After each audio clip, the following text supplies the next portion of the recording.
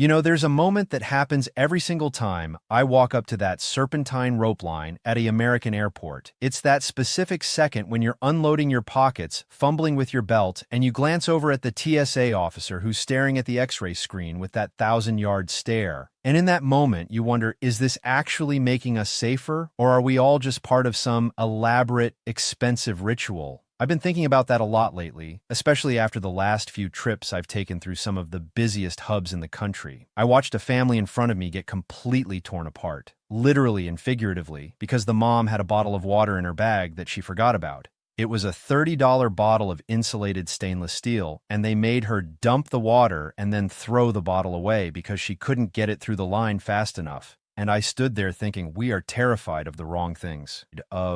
Here's the question I really need you to answer in the comments below. When was the last time you actually felt safer because of the TSA? And when was the last time you felt like you were just going through the motions of a system that's completely lost the plot? I'm dead serious. I want to know if you've ever had that moment where you thought, wow, they really caught that, good for them, or if you're like most people I talk to, where you're just trying to get your shoes back on without touching the floor because you're convinced it's dirtier than a truck stop bathroom. Answer that in the comments, because your stories are going to shape the way I look at this topic moving forward. And I promise you, by the time you finish reading this entire breakdown, you are going to understand exactly why that bottle of water story is the perfect metaphor for everything that's broken and everything that actually works.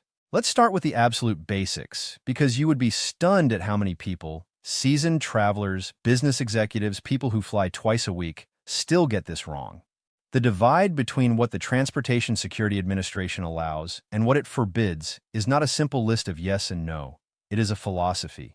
It is a living, breathing document that changes based on threat intelligence, political pressure, and sometimes it feels like the phase of the moon. But if you strip away all the noise, the entire system is built on a single foundational principle: layered security. That means they don't rely on any one thing to catch a bad guy. They rely on 1,000 little things, and the checkpoint is just one of those layers. But because it's the layer we, the public, actually interact with, it's the one we hate the most. When we talk about the liquid rule, for example, which has been in place since 2006, people still roll their eyes. 3.4 ounces, 100 milliliters, a single quart-sized bag. Why? Because in 2006, British authorities uncovered a plot to bring liquid explosives disguised as soft drinks onto commercial aircraft. The plot was sophisticated. They were going to assemble the bombs on the plane, and the intelligence community determined that the volume of liquid necessary to cause catastrophic damage was above a certain threshold. So the 3.4-ounce rule isn't arbitrary. It's a calculated risk. They decided that anything under that amount, even if it were an explosive, wouldn't be enough to bring down an aircraft. Now, you can argue the validity of that in a world of concentrated compounds, and you'd probably win that argument, but that is the historical reasoning. The rule hasn't changed in nearly 2 decades, and it's not going to change, because changing it would require recertifying every piece of explosive detection technology in every airport in the country. It's a bureaucratic and logistical nightmare. But here is where it gets interesting, and where most travelers completely misunderstand the psychology of the officer standing at the podium. You bring a 12-ounce can of shaving cream. That's obviously over the limit. They will pull it, and they will toss it. But you bring a bottle of water that's frozen solid, that's a gray area. Technically, ice is a liquid. If it melts, it's a liquid. So if you bring a frozen bottle of water, the officer has to make a judgment call. Some will let it through if it's completely solid, because they can see it's just water. Others will treat it with the same suspicion as a gel, because the screening technology is calibrated to detect liquid density, and a solid block of ice looks different. This is where the human element kicks in. You can read every TSA regulation on the official website, and it won't tell you how that specific officer in Terminal C at O'Hare at 6 in the morning is going to feel about your frozen water bottle. Now let's talk about the forbidden items that genuinely surprise people. Everyone knows you can't bring a gun. That's obvious. But the number of people who forget they have a knife in their backpack is astronomical. And I'm not talking about a Swiss Army knife, which is technically forbidden, but sometimes gets through if it's small enough and the officer isn't paying attention. I'm talking about full-sized hunting knives, machetes in checked luggage, throwing stars. People collect this stuff and then just toss it in their carry-on without thinking, and the TSA finds them. They find thousands of them every single year. But here's the secret they don't broadcast. Finding a knife in a bag is, for the officer, a boring part of the day. What they are really looking for is the anomaly, They are looking for the item that doesn't belong in the context of the rest of the bag. If you're a business traveler with a laptop, a change of socks, and a rolled-up belt, and there's a dense, organic-looking mass in the corner that looks like clay, that's going to get a secondary screening. Why? Because explosives have a specific density and organic signature. They look different on the X-ray than a block of cheese or a stack of papers. So the machine flags it, and then the officer has to decide if they're going to pat you down or swab your hands for explosive residue. The pat-down is where things get really personal, and this is where the rules are strictest and most misunderstood. If you opt out of the body scanner, and you have the right to opt out, you are consenting to a pat-down. That pat-down is not a casual frisk. It is a systematic, methodical search of your body using the backs of the hands. They are trained to look for anything taped to your body, anything hidden in clothing, anything that could be a weapon. And it is thorough. It goes up the inside of the legs, around the waistband, across the chest. For many people, this is invasive, and it should be. But the TSA's argument is that if you don't want to go through the scanner, which shows a generic outline of your body to an officer in a remote room, then they have to physically ensure you're not carrying something. Is it perfect? No. Is it consistent? Absolutely not. I've seen pat-downs that last 15 seconds and pat-downs that last 5 minutes, depending on the officer, the airport, and the perceived threat level that day.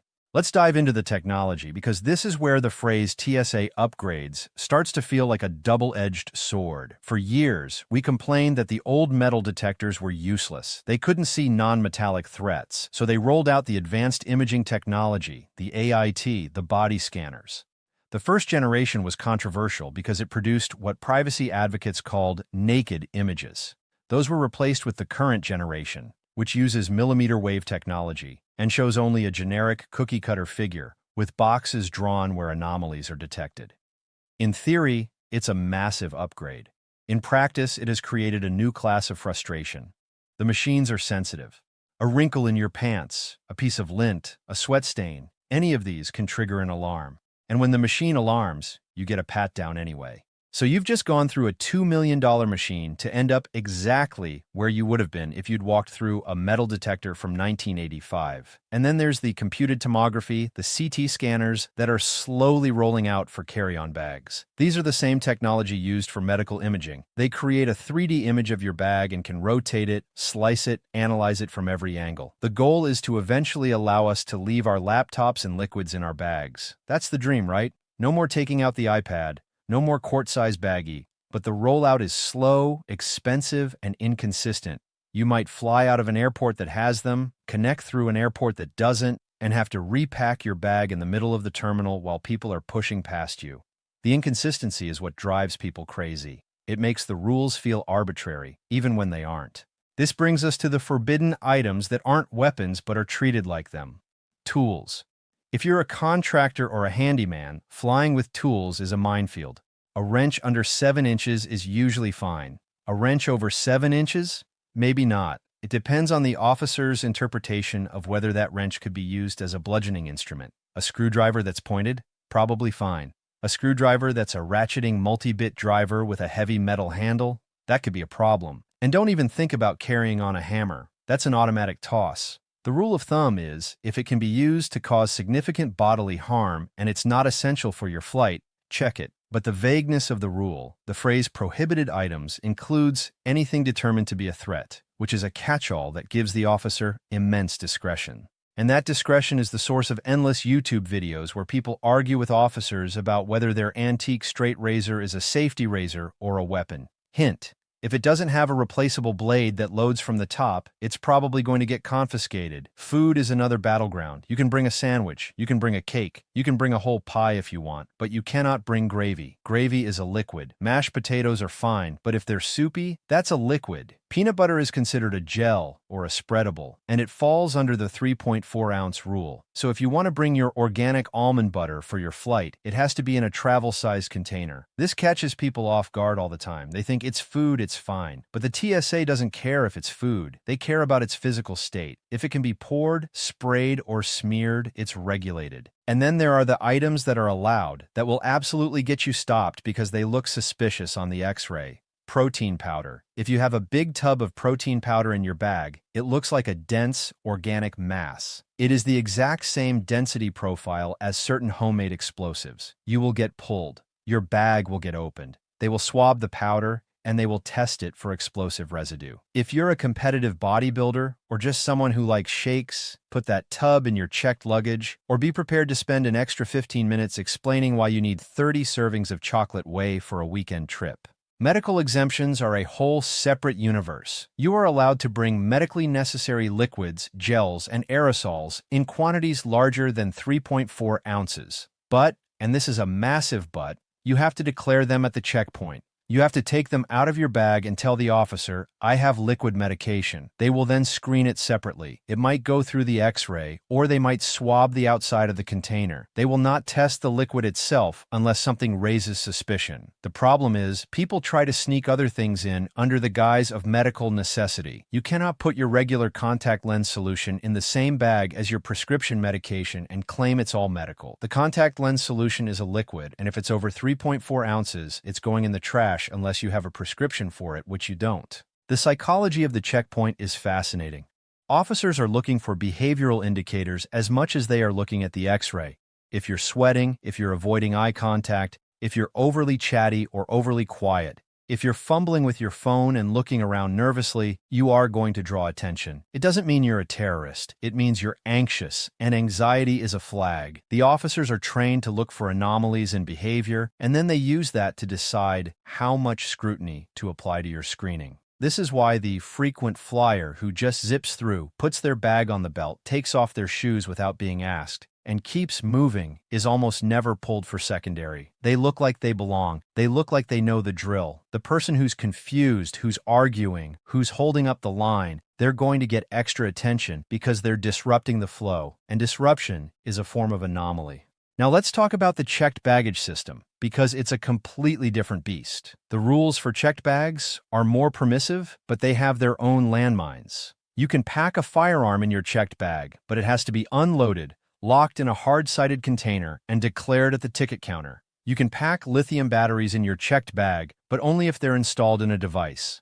Spare lithium batteries, the loose ones, have to go in your carry-on because they can spark and cause a fire in the cargo hold where no one can put it out. This is one of the most violated rules, and it's also one of the most dangerous. Fires caused by lithium batteries in cargo holds are a nightmare scenario. They burn hot, they're hard to extinguish, and they can bring down an aircraft. So the TSA and the FAA are laser-focused on this. If you have a bag full of electronics and spare batteries and you check it, there's a chance it gets pulled and you get called to the gate. It's embarrassing, and it can delay the flight. The other big one in checked bags is ammunition. You can pack ammunition, but it has to be in its original packaging or in a container specifically designed to hold ammunition. You can't just toss loose rounds into a sock and hope for the best. That's a recipe for a call from the bomb squad. And if you're traveling internationally, forget about it. The rules change completely once you leave U.S. jurisdiction. That box of 9mm you can legally check in Atlanta becomes a federal crime in London. Always, always check the regulations of your destination country before you pack anything remotely tactical. Let's get into the upgrades, because the title of this piece asks whether airport security is getting worse. And the answer is complicated. The technology is getting better. The CT scanners are genuinely impressive. The credential authentication technology that reads your ID and confirms your flight status in seconds is a huge time saver. The biometric exit trials, where they scan your face instead of your boarding pass, are speeding up the boarding process, so the hardware is improving. But the experience, the human experience, is arguably getting worse because the system is more fragmented than ever.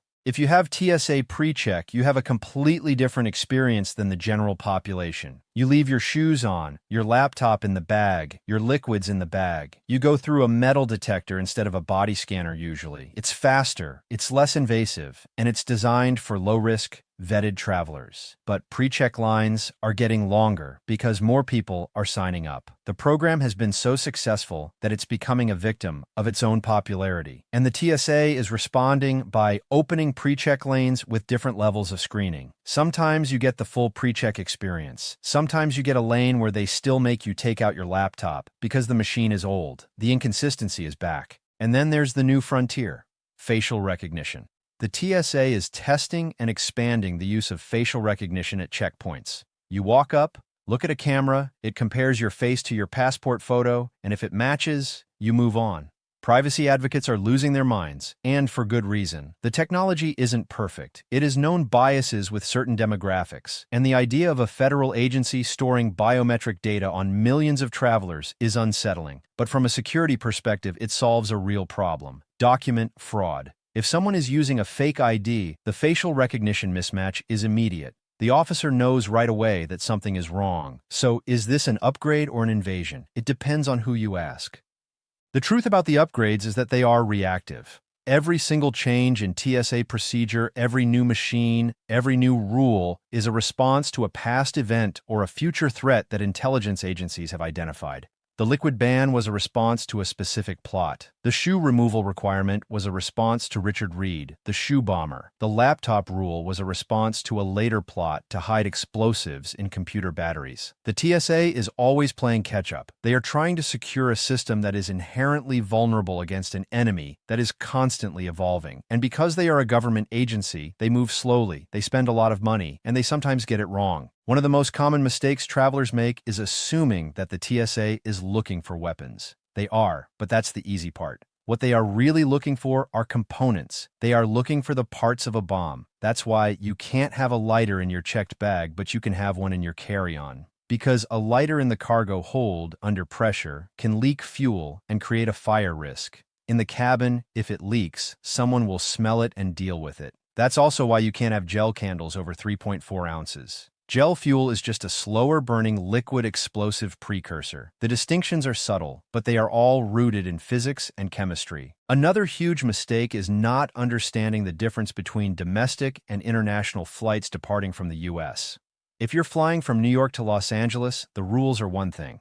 If you're flying from New York to London, the rules are slightly different, even though you're going through the same TSA checkpoint. International flights often have additional screening requirements. You might get asked more questions. Your bag might get searched twice. And if you're connecting through a U.S. airport from an international flight, you have to go through TSA again, even if you just came from a country with equally strict security. That's the U.S. requirement. You have to be rescreened. This catches people off guard all the time. They clear customs, they pick up their bag, they recheck it, and then they walk right back into a TSA line, tired, jet-lagged, and holding a coffee they just bought in the arrivals hall, which they then have to dump. The officers themselves are under immense pressure. They work early hours, they deal with angry people all day, they stand on their feet for hours, and they are constantly judged. And they have a nearly impossible job. They have to be right 100% of the time. The bad guys only have to be right once. That pressure leads to rigidity. It leads to officers who won't bend the rules, even when it's obvious that the grandmother with the knitting needles isn't a threat. Because if they bend the rules for the grandmother and the next person in line sees that, they expect the same treatment. And if the officer bends the rules for the wrong person, the consequences are catastrophic. So they stick to the script. They enforce the letter of the law, not the spirit, because that's the only way to stay consistent and protect themselves from liability. Let's talk about the real-world consequences of getting something wrong. If you accidentally leave a pocket knife in your bag and they find it, you have options. You can go back to the ticket counter, check your bag, pay the fee, and then come back through security. That's time-consuming and expensive if you're on a basic economy ticket. You can hand the item to a companion who isn't flying. If they're still there, you can put it in your car, or you can surrender it to the TSA, and they will dispose of it. There is no amnesty box anymore at most airports. They just throw it in the trash. And if it's an expensive knife, that hurts.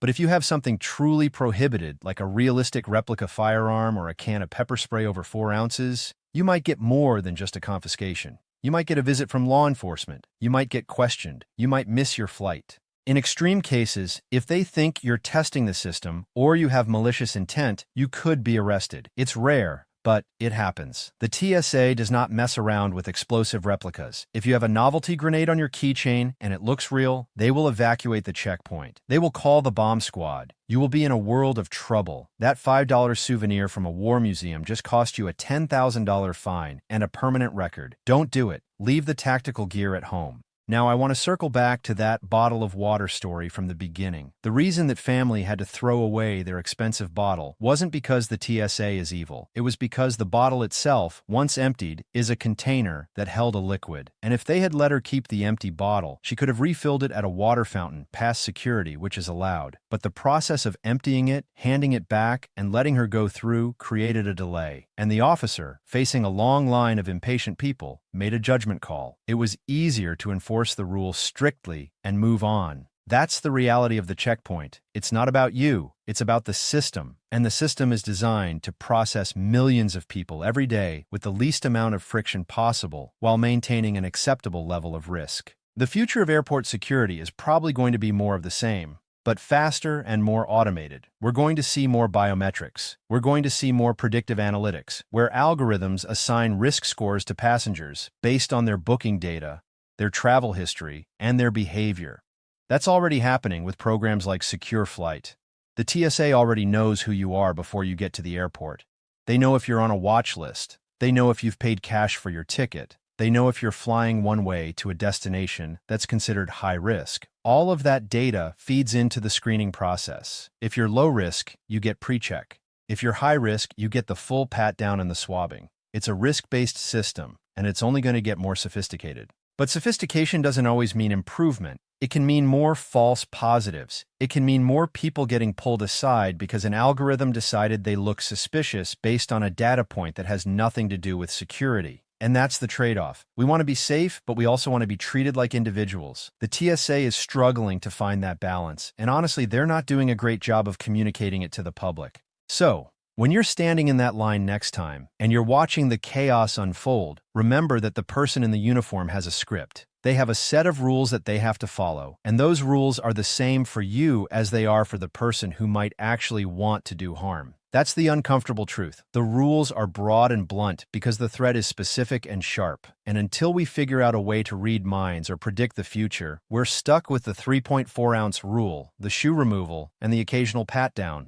I want you to think about that family with the water bottle. And I want you to think about the last time you went through security. Was it smooth? Was it a nightmare? Did you forget something in your pocket? Did you feel like the officer was just going through the motions? Or did you feel genuinely protected? That's the question I posed at the beginning, and I hope you've got an answer ready. Because your experiences, your frustrations, your close calls, they all add up to the bigger picture of what's working and what's falling apart. The TSA allows a lot. They allow you to bring your medication, your snacks, your electronics, your books, your dignity if you play by the rules. But they forbid the things that history has shown us are dangerous. And sometimes they forbid things that just look dangerous because they can't take the chance. The next time you're packing, think like an officer. Look at your bag through their eyes. If you see something that doesn't look right, fix it before you get in line. It will save you time, money, and a whole lot of frustration. Safe travels.